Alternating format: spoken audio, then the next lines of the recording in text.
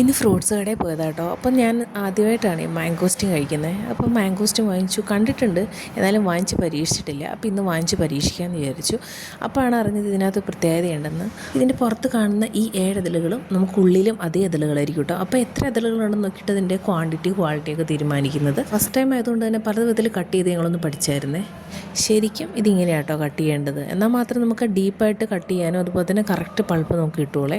പുറത്ത് നമ്മൾ നോക്കിയപ്പോൾ 6 ഇതളാട്ടോ കണ്ടത്. അതുപോലെ നോക്കി 6 ഇതളാട്ടോ. ഒരെണ്ണം എപ്പോഴും വലുതായിരിക്കും. എന്തിനാണ് ഇത് ഇത്രയും പൈസ കൊടുത്ത് വായിക്കുന്നതെന്ന് ചോദിച്ചു കഴിഞ്ഞാൽ അറിയില്ല. എന്നാലും ബെനിഫിറ്റ് ഉണ്ട്, ആൻറ്റി ഓക്സിഡൻ്റ് ആണ്. അധികം പഴുക്കാത്താണെങ്കിൽ ഇതുപോലെ പശ പുറത്തിറങ്ങും കേട്ടോ.